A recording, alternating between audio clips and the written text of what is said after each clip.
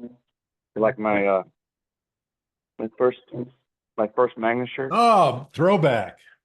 Throwback. Yeah. KP, happy Friday, buddy. Good to see you, man. It's quite an eventful day. I just had someone text me, never seen my portfolio go down more in one day than today. Oh, geez. Well, let's get rolling. It's going to be just you and I this week. So the original kickoff show, KP and BV here on the last word, brought to you by the Chrisman commentary. Before we get rolling, KP, I want to thank Rob and Robbie again for first of all, I want to thank Rob for his decades of service to our industry. He's one of the first things I see every morning, in my inbox. Still one of the places where I get caught up quickly on all things mortgage, and it's been that way for a long time. So I really appreciate that. And then, of course, kind of going from the inbox to the live stream with all the various shows during the week, with us kind of closing things out with the last word. It's just super exciting, and I don't know, personally, I'm honored to be part of this. So Same thanks, here. guys. I got up this morning and I saw the Christian vlog. It came out, and right after the Jobs wire hit, I just imagine Rob's son, just feverishly typing the last. Oh, and by the way, expected 177,000 jobs, came out 112, 4.3%, and said, I imagine it's going down just like that because it's really timely news. And so, yeah. And then I was looking at some of these events, my trade show travels, and I'm like, Rob's at that one, Rob's at that one, Rob's at that one. Rob travels so freaking much. I say Rob, then Bob Brooksmith in that order, and I might if I dare, I might say I'm probably number 3. But Yeah, you might man, be those guys. you might be in there. There's times when you're number one. Let's be real. Rob is number 1. Rob, there's like this event in San Diego, and I'm like, why is Rob even there? And he's there. He's a man of the people. He's on the road. So yeah, it's he's passionate about it, obviously. Well, in 2 weeks, I'm going to do a shameless plug here because I guess we can. In 2 weeks, the Michigan Mortgage Lenders Association, of which I'm on the board, is Nice. hosting. Yeah. We're hosting our annual conference here in the Mitten State, right? And guess who will be there? Rob Chrisman, because why wouldn't he be? I thought you were going to say Texas is coming to the big house in Ann Arbor and going to kick Michigan's butt. I will. I thought you were. Just go. Yes, I know. I know you want that, right? Go State. Yeah. I'm definitely rooting for the Horns, and I'll be rooting for the Trojans as well when they're in Ann Arbor. I root for everybody when they come to Ann Arbor, except for the guys that live there. Yeah, I might try and make that. I kick off like a big 2-week sprint right there, traveling, and I may start it right there before rolling into the Mortgage Collaborative TMC in Denver. So instead of going in, Saturday and Sunday like I normally would for that show, I might do the Ann Arbor thing. We'll see. All right, big day. Yeah, humongous day. Where do we even begin? I mean, I was up at 5 this morning, reading for almost 3 hours, just about everything that's going on, trying to get caught up on my email of my day. I mean, obviously we had a huge Fed meeting yesterday. We have jobs number that was a big miss. The 10-year Treasury is, got a 3 handle on it, like in a heartbeat. So, where do we begin? You tell me your thoughts. Well, I think I've said this before, 5+ years now, kind of outside of the mortgage manufacturing world per se. Like I find that I get most of my commentary and my notes from either Rob or from you and your videos. And so I know you just did a video the other night. Here we are. It's Friday. We're halfway through the day on the Eastern time zone, and you guys are dragging a little bit behind there on the Western. But What's your read? What's your read this morning after the numbers that came out? And obviously the equities markets taking it on the chin, but it had room to give back a little bit. Yeah. Well, let me just say this. I think there's two really seismic shifts that have taken place here, and one of them is that we're in a rate cutting cycle now. So it's been, hey buddy, sorry, my kids. It's summertime. We have just a couple weeks left. So it's liquidity coming back into the system. Now it hasn't started yet. Right. So like the official cut hasn't started. Right. So money supply hasn't come in from a Fed funds rate cut, but the signal is there. The signal was there Wednesday that it's the groundwork is being laid. So we're in 6 weeks from Wednesday, September 18th, the next meeting. Now they could actually come out before that and make a cut. And it's funny, you hear all this clamoring for that this morning when the stock market did what it did, and the 10-year Treasury is taking a nosedive. I think it touched 380 this morning. I haven't looked at it in a little bit. I don't know, if you have a little ticker there you can grab, but so it's a seismic shift in the fact that money supply will start to grow at the behest of the Fed, but it's also a signal. 3814. Thank you, Robbie. I know it touched 380 almost immediately, and it kind of went up and recovered. But that's a very big floor. That 380 number. 4 was a floor. 420 was a floor. 408. I mean, there's all these little technicals, Fibonacci levels, 50% retracements, 38.5% retracements. I could get into all these things, but anyway, the bottom line is, we are seeing money flow back into the system. So even though the Fed hasn't cut yet, there will be wagons circling, like, for example, venture capital money, who you see like some of the bigger pools of money, like let's say BlackRock or Blackstone. They started doing some moves back in the spring because they don't have to wait until September. Yeah. They're sitting on literally trillions, right? Trillions of dollars in assets. But you've got some venture capital funds, some venture tech funds. You guys know I'm part of an advisory board for Rice Park Capital. I'm also a limited partner, so I have money in that fund, and I have other funds and other venture capital deals that I do personally.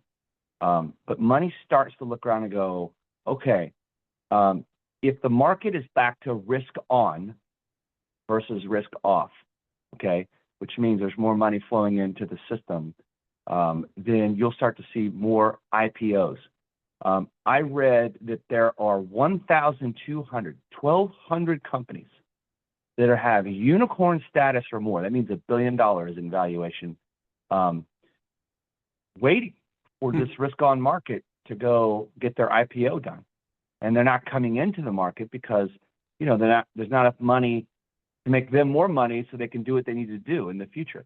And so again, some of the bigger companies you see, like Microsoft, they've already taken a stake in OpenAI. They've made a bet on generative AI and ChatGPT. So some of these bigger players, they're not waiting for the Fed to cut. They're not waiting for the risk-on market to be there. Now, as it relates to our business, this flow of money, you see interest rates are coming down. Yeah. I mean, interest rates are coming down. Now, there's one massive caveat, and this is so bull markets climb a wall of worry. All right. Or some people say they take the stairs or they take the escalator. But when it's a bear market, it jumps out the window. Yeah. Okay. So this is part of our wall of worry. Okay. This is the phrase I use all the time, and you've probably heard it, and I didn't make it up. We're in a business where bad news is good news until it isn't. Right. So hey, a weak jobs report. Okay. Weaker, slowing inflation. Okay, good. All right. We're going to get closer to a Fed rate cut. Interest rates will be better, and that's great for us. We'll have a mini refi boomlet. Yeah. Okay. But if it's so bad that we go into a recession, that means, companies aren't earning as much money.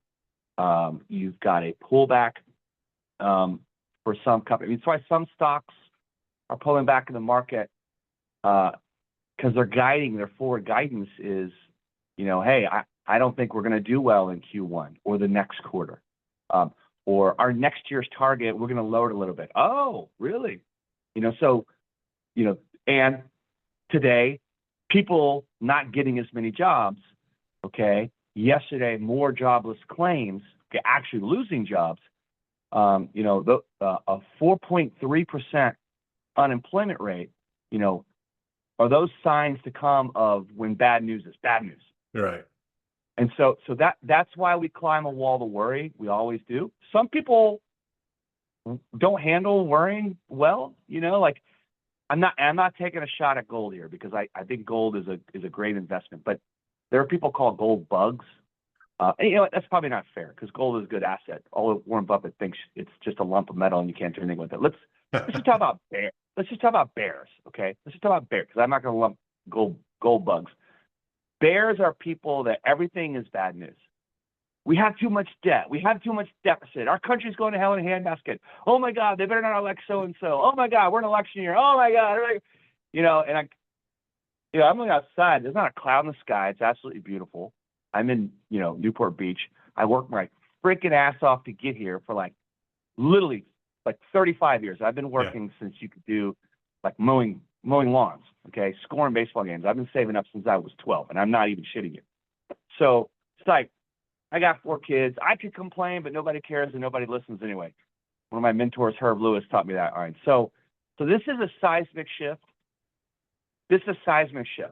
Money's going to start flowing back into the economy. Bad news is good news until it isn't. That's something we have to watch out for. And this morning, I'll add one more thing. Did labor break? Are we going to look back and say today was when it broke? Well, I don't know. I mean, if you listen to Fed Chair Powell on Wednesday on his press conference, he said, hey, we're acutely aware of, weakening in the labor market with a 4.1% unemployment rate, but it's still historically low. Okay. So 2 days later, we're at 4.3%. And the dot plot, the last dot plot that they all put together, which was, 6 weeks ago, they, I guess all the 19 Fed, members that put their dot on the board, they thought at the end of 2024, December 31st, we would have a 4.1% unemployment rate. But we had a 4.1% unemployment through June. Yeah. And today we have a 4.3. So are they freaked out? Or are they saying, hey, because remember, this is the last point I'll make, and then I'll just shut up because, we might have questions or you might have some comments. But remember, they haven't started cutting yet. Right. And even if they cut 25 basis points, what does that do? If we went from 4.1 to 4.3 unemployment in just 1 month, and they take their sweet ass time and cut 1, 2, maybe 3 times by the end of the year, where's our unemployment rate going to be in 6 months? So they know this money has to impact business to keep people from losing jobs. Right. And I quoted Claudia Sahm, SAHM, on my last video, which by the way got massive engagement. I was literally overnight, it was 6,000 impressions. Nice. I think it was the pink shirt. But I normally don't do a Wednesday video. I know, baby, I love it. That was it though. You know what, the algorithm rewarded you for going off script and doing a Wednesday video. I think if you just say LinkedIn, it's awesome. We're here to help. I think they scoop it up and they boost you. Yeah. But I'll just say, that SAHM rule, SAHM. I'll say one last thing, and then I really will shut up here. It's been a 15-minute monologue. I feel like Bill O'Reilly. We're going live. We'll do it live. Anyway, the SAHM rule says that in a 3-month period, okay, if the unemployment rate ticks up half a point, 50 basis points. So we've gone from 3.8 to 4.3 in 3 months. Yeah. Okay. So that has been triggered. Okay. And the point of that rule is that it's such a rapid increase of that number on the unemployment rate. And I will quote Chair Powell. it is a statistical regularity. Okay, it's not cause and effect, right? Because the 10-year, 2-year inverted yield curve, it hasn't caused a recession yet. But these are things that economists and people look at charts, and everyone like us who follow the data, it's a statistical regularity that a recession comes when the Somme rule is triggered, and it is triggered. So anyway, I'll shut up and I'll let you take it over, and I'll take a sip of my water. Well, I'm not going to take it over because you're on a roll, man. People want to hear from you. So the number comes out, the unemployment number gets updated, and I think it was yesterday. My days are all blurring together. I was off the first 2 days of the week, so I had to combine 5 days into 2.5 to close the week strong. Was it yesterday or the night before that Intel announced their massive reduction in force? Well, I could tell you, my Intel stock is getting murdered, and when you have options, which I like to trade options. Again, I am not a financial advisor. I am not responsible for your losses, only your profits. I totally stole that line from some random video tube I saw years and years ago, but I thought it was hilarious. But by the way, options get crushed. Like they exponentially win or exponentially lose. And yeah. So the stock was not rewarded. So right. Again, so it's and let me just say, in a bear market, everything gets punished. Okay, so there's just indiscriminate selling. Okay, can't be in stocks. I can't be in any stocks. I can't be in bonds. I'm selling a house. When you're in a bear market, all asset classes tend to come down at a certain level. It's a complete reset. We're not in a bear market. Okay, I mean, shit, we just had 2.8% GDP announced. Right. And even if a lot of it was inventory buildup, that's because consumer spending is still there. Yeah. The stock market is in an uptrend. Did it get a little bit ahead of itself? I mean, I personally think, again, I'm not a conspiracy theorist, but there are if you ever heard of dark pools, basically where institutional traders trade. If I'm Morgan Stanley, I'm not like KP where I pull up my Android phone and I pull up Interactive Broker and I log in and I trade an Intel option. Yeah. They have separate exchanges that they trade. They don't trade on the New York Stock Exchange, right? I mean, it also makes the way in, but these institutional traders, I mean, they're like, hey, we liked Apple's results. We didn't like Intel's results. I'd like to buy $2 billion of Apple stock. I'd like to sell, $500 million of my Intel and sit around and wait for them to come back around. So it's currently a stock picker's market. Some stocks do better than others. When interest rates get better, what does well? Small businesses, okay, because they need debt to finance their ongoing. Yep. So money getting cheaper is huge. Auto and auto insurance is great. Credit cards do better. Housing does better. So there are certain things that do better.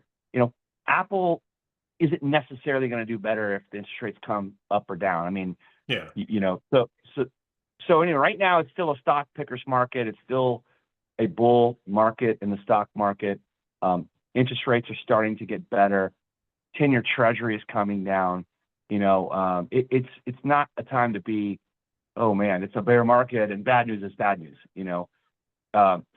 So I know we're totally in the moment with this jobs report today and watching everything, but I believe on the 11th of August we get our next CPI report. And so what happens if CPI comes in a little hotter than expected? Well, then it's okay, well, the Fed shouldn't cut. Today, everyone's like, the Fed should cut. They should cut today. They're behind. They should do 50 basis points today, right? But if on the 11th, or it just comes in on average, okay. And by the way, that's not their preferred measure of inflation. The PCE, the personal consumption expenditure, the Fed deflator, literally what's called, is the core PCE is their preferred measure. But CPI is, which is more heavily weighted housing, it is a big deal that the markets look at. If it doesn't really come in that hot, comes in kind of normal, then, everyone will be like, well, yeah, maybe we should wait 6 weeks like the Fed wanted to, and let's just relax, But if inflation, comes down a little more, some people will be like, all right, inflation's totally good. We know that now for sure. We've been really looking at labor, and labor's breaking. So let's get our rates lower now so the money can start to funnel its way into the system. So the long and variable lag effects of higher rates start to dissipate. Because again, money doesn't get cheap overnight with a Fed rate cut. It's got to actually get cheap, get into the hands of small business, get in the hands of consumers, because, when people start to go, you know what, like I read a report, this morning, like people are waiting until after the election to decide to buy a house. That was my next, really? that was my next note to bring up. Yeah. That was That's amazing. the dumbest thing. I hate politics. Okay. Just hate politics. I just think it's like when I see these videos of people like freaking out over the t-shirt that someone wears, I'm like that's what politics does to your brain. It literally makes you put a rifle in a guy's hand, take a shot at a former president's head. Like that's how crazy politics gets people. So I just hate it. Here I am espousing emotion. But let's stay on the point of the news that you read, right? Yeah. You and I read the headline. We read the headline the same way because they wrote it that way. 40% of home buyers are going to wait until after the election. This morning I was on with a lender, and we were just having a similar conversation, and that came up, and his person, he spun it the other way. The majority of home buyers are not going to wait until after the election, right? Because it was 40% are going to wait, but in his mind, it was no, the majority of people that are in the market to buy are still going to buy. They're not waiting. And so 100%. There's a lot of headline, clickbait out there too, that we got to be careful of. But that was an interesting report that did come out. I will say what I said 2 years ago and then a year ago, and I'll say it again today. So the second half of the year is seasonally slower for buying a house. It just is. All right. And so there's a little less competition for buying a house. Yeah. So if you remember 2 years ago, rates went from the lowest in the history of history on February of 2022, rapidly rising going into June of 22. Yep. So people recoiled and took back, just like right now they're recoiling and taking back for maybe potential recessionary reasons, or, maybe they lost a job or whatever. But 2 years ago, I said, this is your last best good chance to buy a house at these prices. Right. And then of course we saw prices go up so home price cuts kind of take place and supply takes place all the way up through, let's call it November. Then the spring purchase season kicks in, and people pull their listings off for sale around Thanksgiving, and there's less supply, and then the seasonal time comes in the spring and people start buying and house prices run.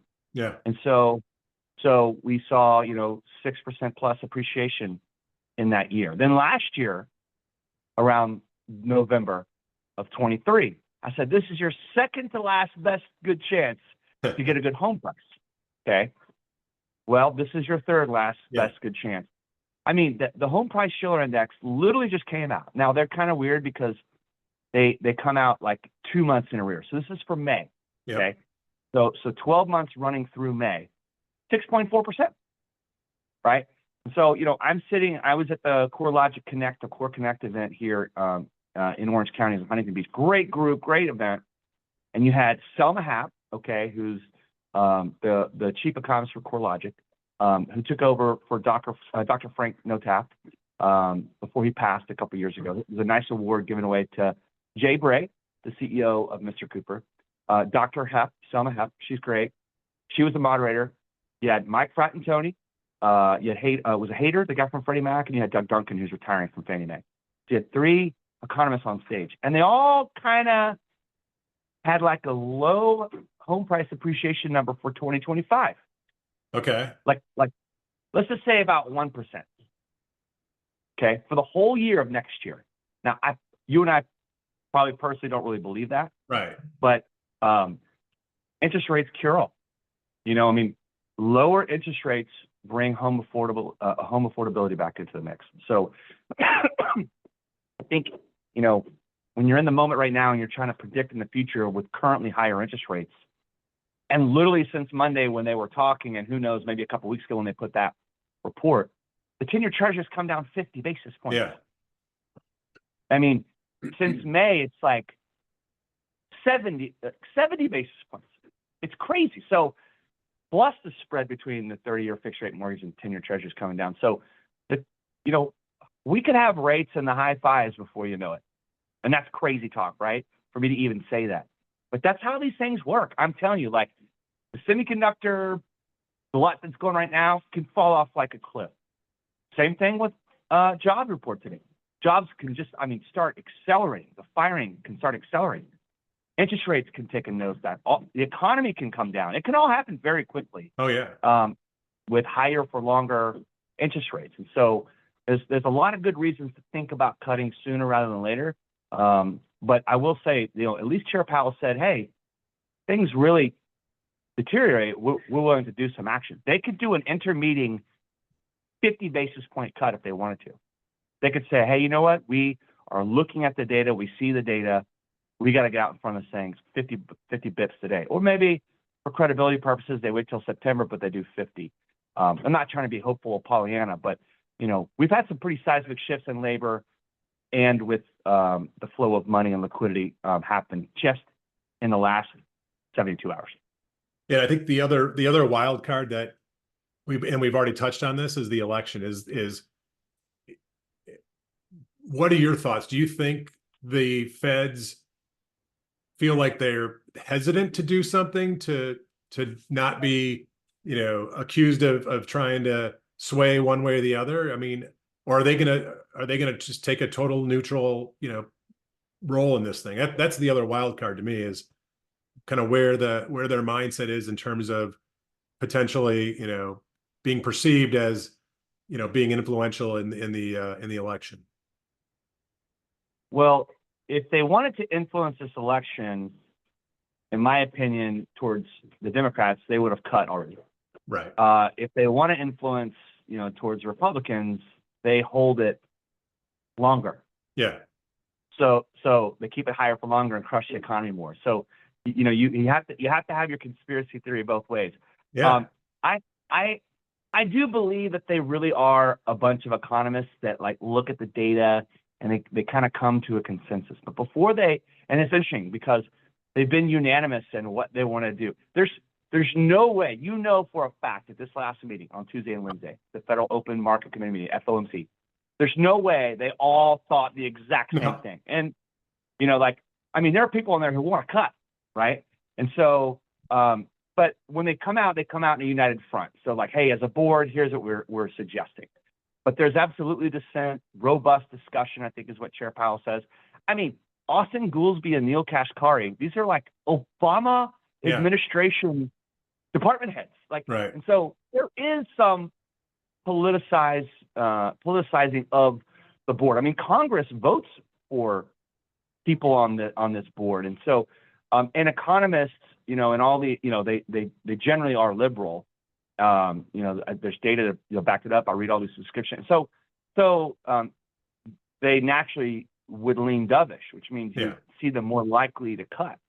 And so the fact that I just personally think the board as a whole leans a little bit left, and they haven't cut yet. And if they really wanted to help, the Democrats stay in power in the White House, they would have already cut. But let me say where currently conventional wisdom is at. Okay, and this again, I'm not even trying to get political, talking about it, and I'm not trying to get anyone's feelings. So please don't do it. But currently, the conventional wisdom thinks that Trump will win and the Congress will remain split between the parties. Now, if you think about what's important to business, it's a split and divided Congress. Okay. Right. So it's not all Democrat or all Republican, therefore one agenda gets ramrodded through. And so if that's the case, it really doesn't matter who the president is, right? So it doesn't matter because well, we know it doesn't matter who the vice president is. Well, unless of course somebody dies in office, which we got two old guys, one that almost got his head blown off. So it's obviously we're in a very cantankerous nation right now. But so I think when Kamala became the presumptive nominee and then Biden would not run, I think that brought a little new energy to the Democratic Party, some more fundraising, and that helps the down ballot. Okay, so when people go in and they want to vote for even if it's not enough votes to get Biden elected, it's more people that want to come in and vote for Kamala. And even if it's not enough to get Kamala elected over Trump, for example, yeah, the down ballot in those Senate and House races that are up for grabs stay to the Democratic Party. Right. So that's why there was like some excitement there, because she raised something like $380 million in like 24 or 48 hours. So and obviously she's younger and has more energy, and I feel bad for our President Biden. My dad went through health decline for 22 years. He battled Parkinson's, and so I've seen this happen. It's hard for me to like even get on board with the funny memes that make fun of him because it's age shaming and all that. But I want people to make fun of me when I start getting old, and I'm drooling on myself. So deep down inside, of course, I'll be hurt, but I have to laugh it off.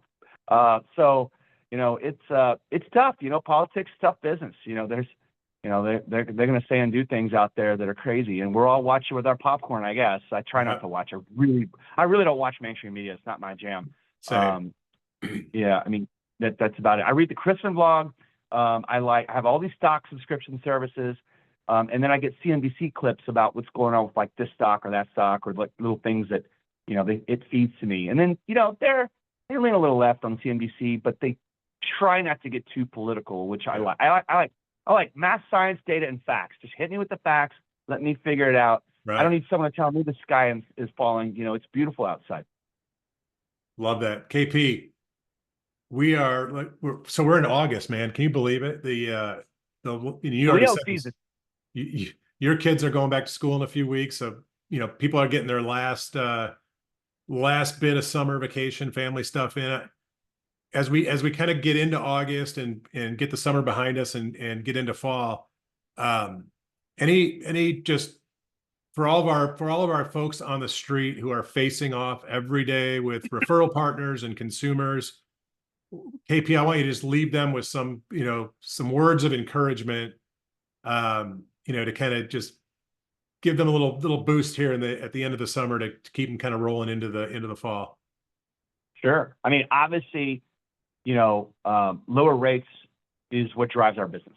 Okay. On the macro, our daily actions drive our business and are what we can control, the time blocking. And so, it's actually not too late to try and adopt some marketing tools that help you scale. Right. And so, man, you and I are obviously both involved. God, you're at FinLocker personally, right? So, and I know you weren't teeing me up for that, so I don't want people to think this is like a shameless plug. But the point is, like, all the actions we've been taking up to this point, even though it is a little bit slower and some of the deals have been like really tough, grinded out, non-QM type things, and there is a somewhat of a rate lock-in effect. People not gonna. I'm not trading my 2.2% mortgage here for anything. I took out $195,000 loan so I could build a freaking pool in Orange County, and they raked me over the coals here. And that wasn't how much it cost, by the way. It was more. But what I would say is, what I would say is that it's not too late to create some daily habits and to adopt one more skill that will help you scale. So, do you have a digital marketing team that supports you to scale your business? Because scale is coming. Yeah. I mean, for the last over 2 years now, $3 trillion or more of first-time home buyer and regular purchase business at rates that are all about to be in the money on a refi. I mean, we've seen an uptick in refinance business and locks already, and that's before a 381 10-year Treasury. That's before the Fed rate cut, before multiple Fed rate cuts. So to get really busy going into next year, lower rates alone aren't enough. You need to be, supported and have highly scalable, marketing efforts, local management that actually helps you grow your business, because lower rates do help everybody in our business. And let's not forget this NAR settlement. I mean, it goes like these contracts go live here in just a couple weeks. Yeah. So, days even. Let's lock arms together, our real estate partners, our originators. Let's win locally.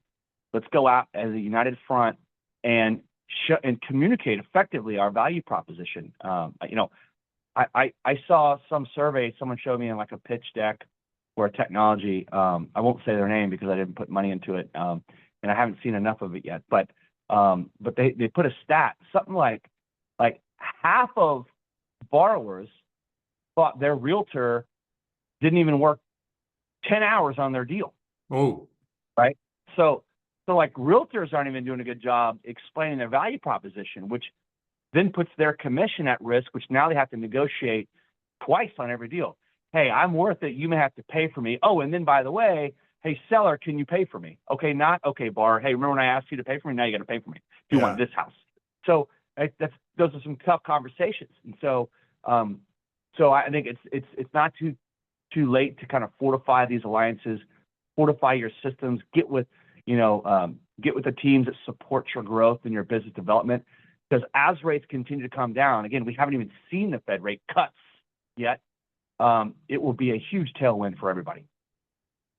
Boom. Mic drop there. KP, love it. Yeah, that was literally the last word, guys.